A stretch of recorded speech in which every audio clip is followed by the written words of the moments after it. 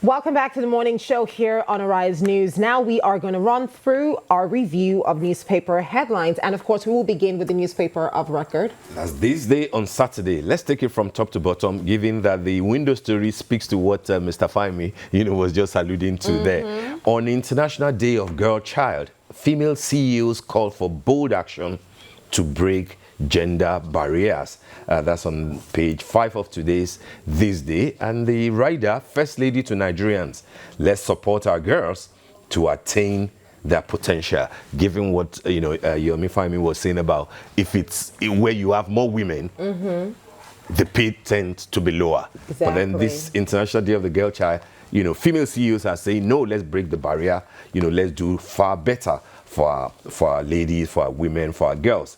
And then the next story, Nigeria beats Lesotho to keep 2026 World Cup hope alive, again on page 5. I'm not sure if we watched the match yesterday.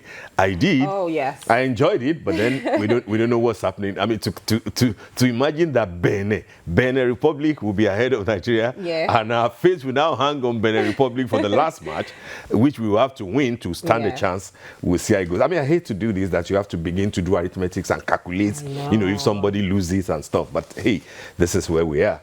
More stories, stakeholders set agenda for Amupiton, just like we had Matthias here doing the same for him. The human faculty, the human a part of it will be the essential thing that Professor Amupiton will need to work on to succeed as the INEC chair. And the lead story itself, another blow for PDP as Enugu governor Peter Mbah moves to join APC. We were expecting the governor of Bayelsa, Doyediri, to move on, and it looks like he's preparing. But here we have Peter Mbah, one of the leading lights of the PDP in Enugu, now preparing to move with practically everybody, just like we had in Delta and in Akwa Ibom.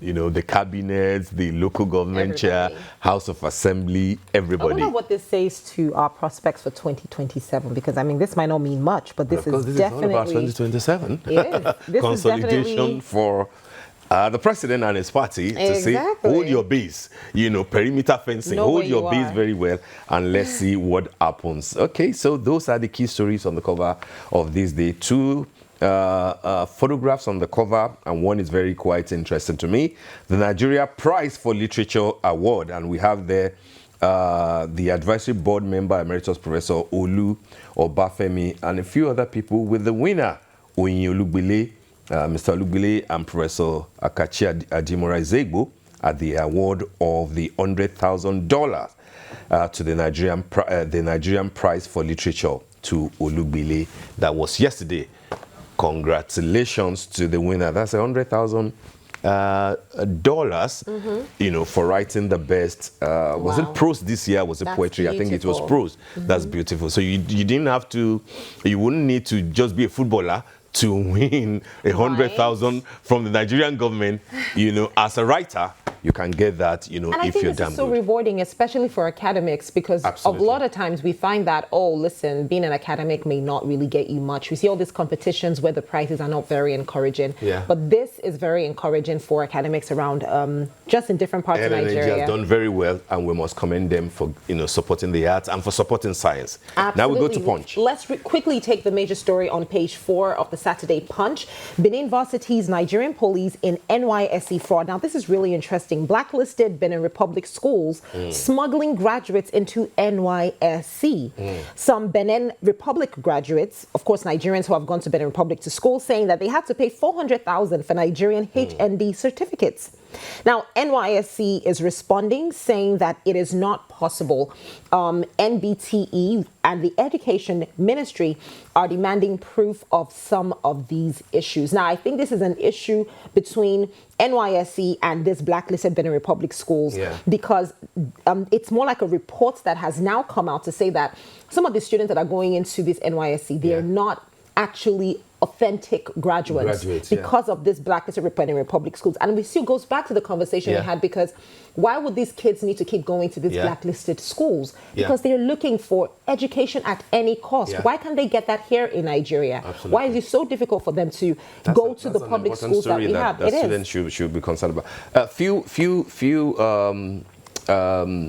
We don't even have up to a minute, but Saturday Vanguard has an important story on the cover, and it says suicide, Nigeria under watch. Nigeria under watch. That's an important health-related, matter. And I like the fact that the editor, put that on the cover, because many people overlook these things, but it's an important thing that we really must begin to talk about the more. And the writers are very illuminating. Experts say stigma, poverty, punitive laws, rising drug use, deepening the mental health crisis, and then criminalization of attempted suicide under Section 327 of Criminal Code promotes silent epidemic. And then 300 psychiatrists for over 200 million people.